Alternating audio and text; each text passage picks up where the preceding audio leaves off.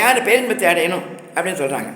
சரி, இந்த உலகத்தில் சௌக்கியமாக இருக்கணும் அப்படின்னு கேட்டாச்சு. சரி, எல்லாம் ஒரே விருப்பத்தினால எல்லா ஒரே மந்திரத்தினால எல்லா சௌக்கியத்தையும் கொடுப்பான் அப்படின்னு சொல்லியாச்சு, கிடைக்கும்னு சொல்லியாச்சு.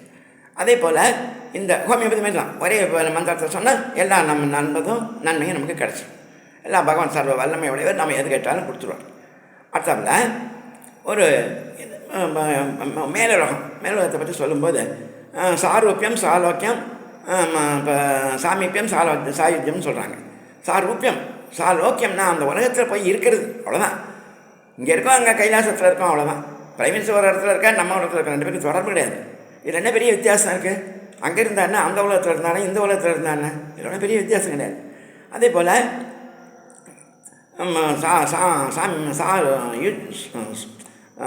ரூபியம், அந்த இறைவனை நினச்சி அந்த உருவமே நமக்கு வந்துடுமா.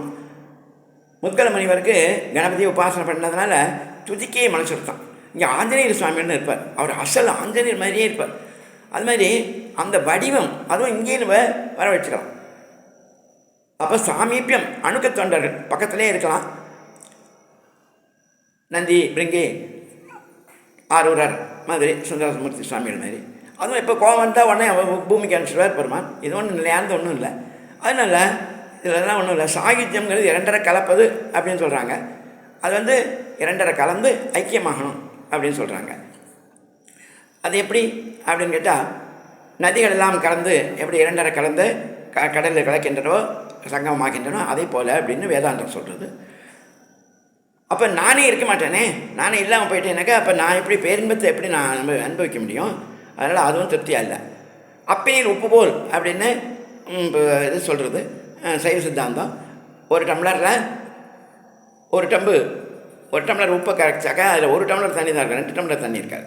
ஆனால் அதை காய வச்சோன்னு மறுபடியும் அந்த உப்பை மறுபடியும் பிரித்து எடுத்துடலாம். அப்போ இது வேறு அது வேறு தான். இப்போ தனியாக இருக்கிற போது நமக்கு அந்த நிலையான பேரின்பம்ங்கிறது எப்படி ஏற்படும்? அதுவும் புரிகிற மாதிரி இல்லை. ஆனால் அதெல்லாம் நம்ம விட்டுருவோம், அதெல்லாம் விட்டுருவோம்.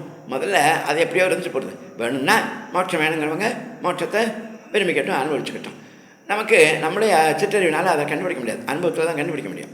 அணுவரணியான் மகத்தோமையான், அணுவுக்கும் அணுவாக இருக்கும் அணுவலையும் நம்மளால் கண்டுபிடிக்க முடியல. அணுக்கும் அணுவாக இருக்கக்கூடிய அதை நுட்டுமான அணுவை நம்ம எப்படி கண்டுபிடிக்க முடியும்? அவருடைய அதை அனுபவத்தில் தான் உணர முடியும். அதனால் அதை விட்டுருவோம், இம்மைக்கு வருவோம். இந்த உலகத்திலே நாம் எப்படி சௌக்கியமாக இருக்கிறது, இப்போ இருக்கிற அளவாவது நமக்கு நன்மை கிடைக்கணும், அதுவும் இதை விட உயர்ந்த நிலை நமக்கு கிடைக்கணும் அப்படிங்கிறதுக்கு நாம் வருவோம். அது வந்தாலே போகும். அதுக்கு என்ன பண்ணுறது அப்படின்னா, நாதநாமம் நம சிவாயவே அப்படின்னு தான் சாஸ்திரங்கள் சொல்கிறது. அதே போல் இந்த உபதேசத்தில் சரியை, கிரியை, யோகம், ஞானம், இது 3 இருக்குது, 4 இருக்குது.